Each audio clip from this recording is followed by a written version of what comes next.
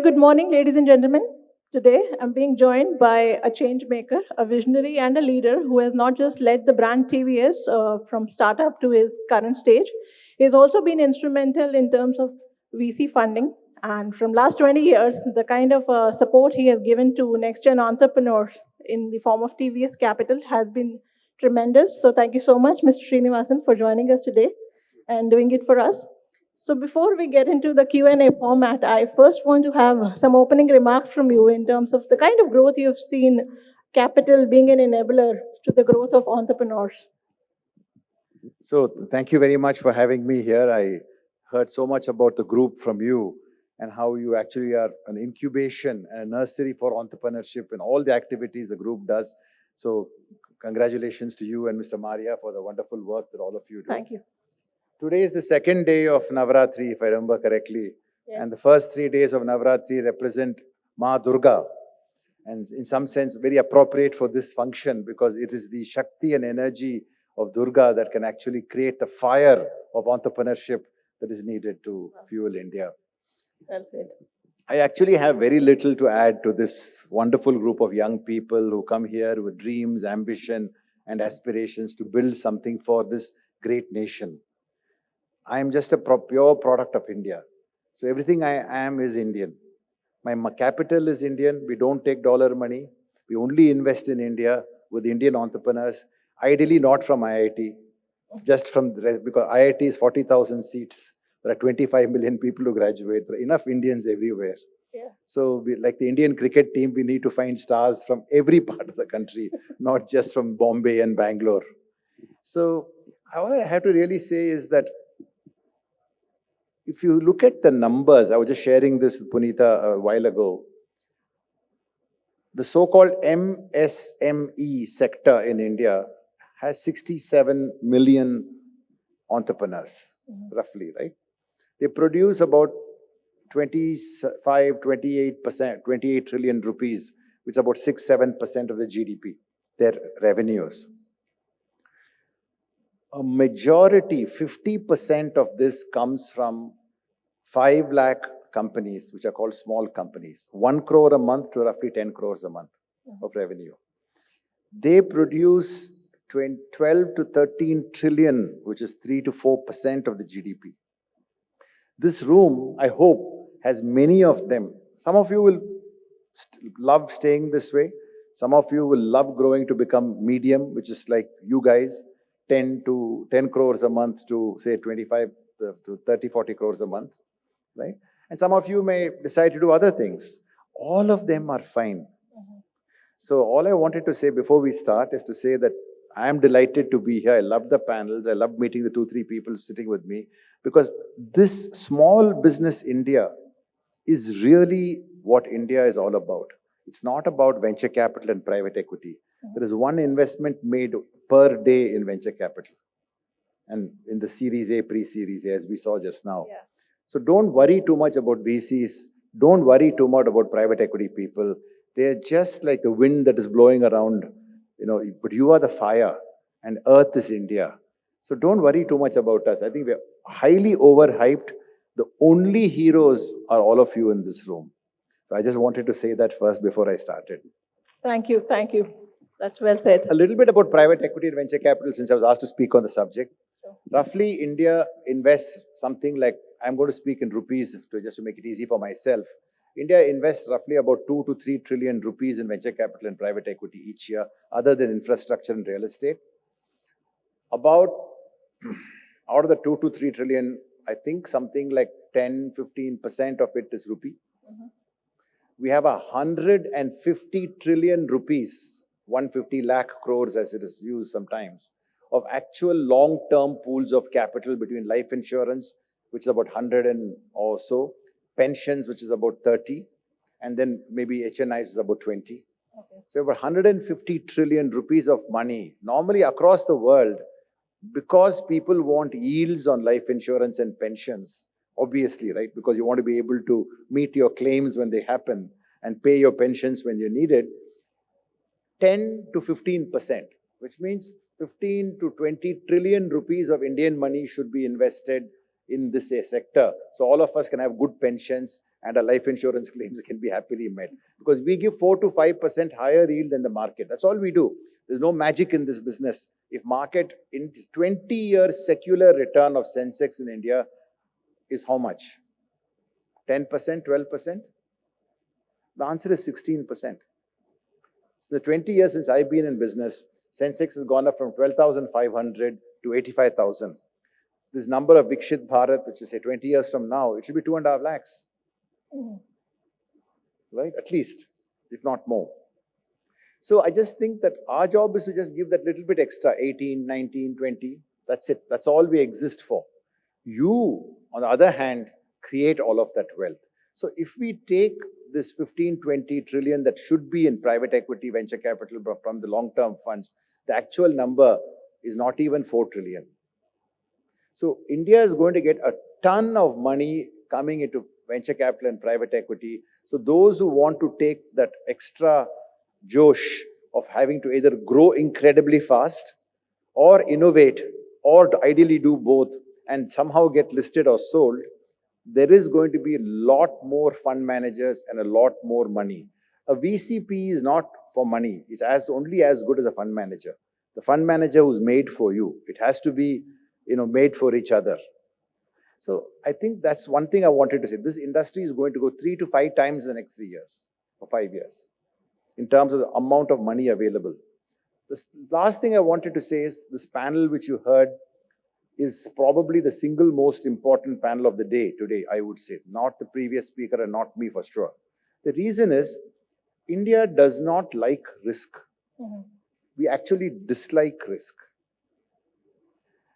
Any capitalist like me, a venture capitalist, if when I was yesterday with LIC managing director, the first thing he says is, sir, आपके portfolio में सब ठीक है ना? कोई company मर तो नहीं गया? That's the first sentence. First sentence not returns कितना हुआ, IRR कितना हुआ, MOIC कितना है. We are a very risk-averse culture, and that's not going to change. What has changed is the government has taken its move from taking care of infrastructure and the poor and the needy who really need help to now collaborating with the industry in the last 10 years. What you saw today before me was that panel. The government, you look at the number of sponsors on the both sides. More than 50% are government organizations. The government is investing into defense. The government is giving grants for GPUs. The government is giving grants for biotech. They're giving grants for AI LLMs. The government is deeply involved in what we do in the venture capital industry. I've been very close to the Indian Venture Capital Association. I was the chairman for quite a few years. The government has made a huge difference. And this year, the R&D Innovation Fund, which I don't think was discussed enough in the previous panel, I just wanted to hit you with 3 numbers. 1 lakh crores, 20,000 crores a year, 50-year loan, 0% interest. Now, all of you are, I presume, some kind of dhandavadis like I am. So fundamentally, if you take 1 lakh crore and put away 20,000 crores in year 1, that will automatically repay all the loans. So you can take 80,000 crores and take crazy risk in terms of technology, innovation, and development. This is the first time India is seeing this kind of money. This money is going to go to funds, venture capital funds, growth funds. It's going to go to debt providers, and it's going to go for direct investment, and it's going to go to the FROs, the IITs, IISCs, and so on and so forth to use for their own incubatees. This is going to be the biggest game changer. In fact, when we talked about India, and we talked about I don't remember the JAM Trinity. Yes. Right? I think this is the new JAM Trinity, the Anusandhan Research Foundation, which is the DST-run organization, which gives about 35,000 crores of grants. The RDI fund with 1 lakh over 5 years. And all these individual grants. I know Mr. Ramanan, if you saw his photo 3 days ago, he was in a group of people giving GPUs to various companies, including IIT Bombay and so on and so forth. So this new JAM Trinity of risk capital, of innovation funding, is going to totally change this country. Rather than lament, "Arey, India mein to Google nahi hai, Facebook nahi hai, Musk bhi nahi hai, koi bhi nahi hai," that kind of questions. The question to ask is, What do you need to do today to bring out the Musks and the Gates and the Bezos and the and whoever else, Jobs, etc., which are sitting inside India? Because India's only one story is talent, right? We have talent, talent, and talent. Is you need innovation funding in a country that is intrinsically risk averse, and the government has actually cracked that problem. Obviously, getting it done will always be a iterative process. We shouldn't expect magic on year one. But by year 3, year 4, this is going to change this country. So, which means biotech, which includes biomanufacturing, which is a hugely important area, semiconductors, AI, defense, and energy, the big 5. This is the new, we talked about air, water, sky, earth, and fire, right? The 5 elements. These are the new 5 elements for this, right? And we as VCs, we are only the wind. We are not, the fire is the entrepreneurs, right? So fundamentally, that's all I really had to say. This is a great moment for India, this RDI fund. Please keep your eyes open, but celebrate small businesses. You don't need VCPE funding. You just need your ambition, your ideas, totally aligned to some higher purpose that inspires you. That inspiration is the most valuable capital that you have. It's not money. Over to you. Okay. Thank you. Thank you. That's a great start, sir.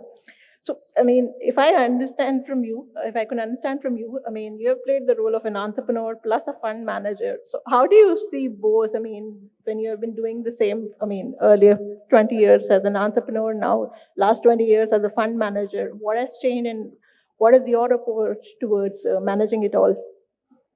Sometimes we never find out about ourselves till it's a bit late, and that's my case.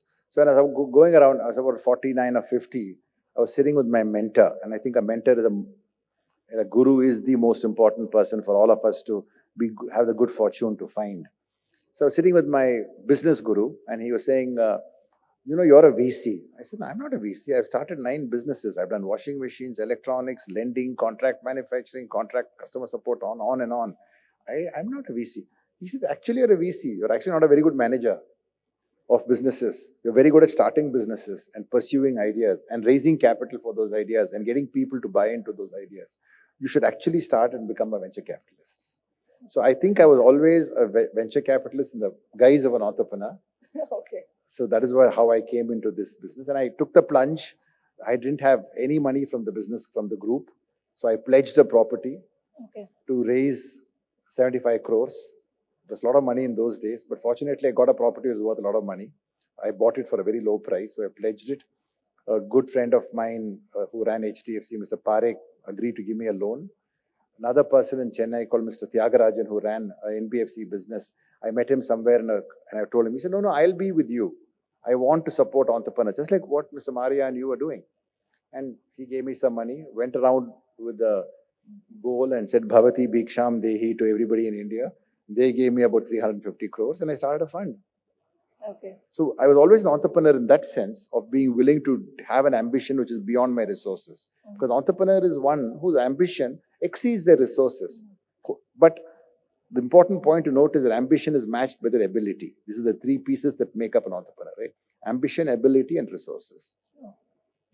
The key thing was that when I started this journey, I realized one thing as we went along. Fund managers have often been saying, "Achha, apna CA kiya na? CFA 3 pass ho gaya kya?" Actually, an entrepreneur, an operator can be very, very good investors because we bring one thing in spades to an entrepreneur. We bring empathy. Yes, that's true. Right? We bring respect for the ecosystem. And we have enormous empathy for the struggles of an entrepreneur. So when people come to meetings and say, oh, this number is not met, that number is not met, I think my question is, but why? I know that person also wants to meet the number. I think that empathy comes when an entrepreneur or operator becomes an investor. Otherwise, it's only the voice of Lakshmi that we keep hearing, right? But we also need to feel Lakshmi's empathy. Lakshmi is not just money. She's a very empathetic personality, right? So I think that's why I changed to this business. I would encourage everybody to look at, this career in VCP is a great career to have. There are very few of us. There are about 400-500 of us, maybe 1,000 people in total who are investors in the group. But it's a nice career. I've never had a better career and a better happiness than after switching to this. Okay, wonderful. And you've been meeting so many entrepreneurs, vetting their ideas and understanding, okay, whether you want to park your money in their businesses or not. I mean, what are these three, four things which you look for when you meet these entrepreneurs? We don't park our money. Actually, our money is, we call it, the Tamil word called pesum panam, money that speaks. So our money is one that basically speaks. It's a talking money, right? Because that's the nature of venture capital money. I think we'd had this conversation, and I would say the same three, four things, right? First is you want an entrepreneur who has a higher cause. Somebody who comes and walks into the room and says, my goal is to be worth 1,000 crores or 500 crores. It's really a put off. You kind of want to peel through that question and find out whether that was a statement made just to catch your attention or whether they really believe it. If they really believe it, I would walk away at that point. Because that is never a higher cause. Right? A higher cause is something that gives them meaning in their life. What is meaning? Joy, happiness. So you look for entrepreneurs who are looking for something which will give them meaning, which is matched with their ability. Entrepreneurs, like all human beings, like all of us, are highly imperfect people. Right? They don't run on a balanced scorecard. They run on an unbalanced scorecard. That's true. Right? So fundamentally, they have some superpowers. They're over-indexed on some things. And what you look for is whether those some things actually match with their business dreams. When their business dreams and those superpowers are broadly matching in your assessment, and we could be totally wrong, which is why I would typically meet an entrepreneur 10 to 12 times minimum before we make a decision. My team now meets more, so we would have at least 40, 50 meetings each a couple of hours. Okay. Just to get a sense of the person. Because it's in these small interactions that you find out about a person. It's not in the big speeches. So I think that's the second thing. You must have an entrepreneur who has a higher cause, who has his ideas basically matching to his capabilities or her capabilities. So we look for those 2-3 things. We see an imperfect world, but in that imperfect world, are there 2-3 things that you're really, really good at? Right? I think this whole idea that Westerners have of work-life balance is a puzzle I'm still trying to understand. I haven't understood it. I doubt I will. I think life is full of imbalance. And it's imbalances that make progress possible. So it's not necessary. The entrepreneurs are the ones who are willing to take those imbalances, live with it, because their dreams and their abilities are giving them that strength to do it. So what they need from a VC or a PE is an empathetic partner, not a sympathetic partner. You should not feel sorry for them. Yeah. You should feel for them, but have the ability to still take them towards their dreams. Running the path along with them. Yeah. I think people talk a lot about governance. In my mind, these are simple binary things, right? You can find out about a person's genuinely whether they have personal integrity or not very quickly. And that is a pass-fail mark. When you go to your college, you have these pass-fail courses, and you have this is a pass-fail course, right? You don't give marks for it. Certainly, certainly. So with this, I also open the floor for questions. In case any of you has any questions, please raise. I really can't believe anybody will want to ask a question to me, but I'm happy if they do. Yeah. Punita, considering the amount of time we have, we'll have one crisp question, and then other questions will take offline. Just take one, sir. He'll be there. Thank you, Mr. Srinivasan. Pleasure to be here and listening to your insights. This one is about scale versus profitability. Yes, we are risk averse, but although there may not be a balance in life, but how do you balance these two things when an entrepreneur wants to scale versus staying profitable? Thanks. Is any other one question I can combine with? Yeah. Gentleman who's seated ahead. Sir, very interesting word which you said, venture capitalist as career. Not many people actually look that in that perspective. Okay, just a kind of tentative roadmap, like where you sow the seed to become venture capitalist as an entrepreneur. Of course, entrepreneur as a career, venture capitalist as career, which you said. Okay, Like how to lay that kind of a roadmap or sow the seed in entrepreneur's mind, that will be a kind of a benchmarking, okay, career for them as venture capital. Because people see VCs funding, as you rightly said, private equity in a different world altogether, only as an enabler and ecosystem. So I just want you to throw some light, on that perspective. And you have traveled No, that. I And think I'll answer your question on scale versus profit. I think a wild pursuit of scale for its own sake is meaningless. Fundamentally, I always go back to the idea of meaning. Does that give you happiness? If you think building scale at any cost or at a reasonable cost is what makes you happy, gives you joy. So, your intellect, ultimately, an entrepreneur's biggest strength is his judgment or her judgment.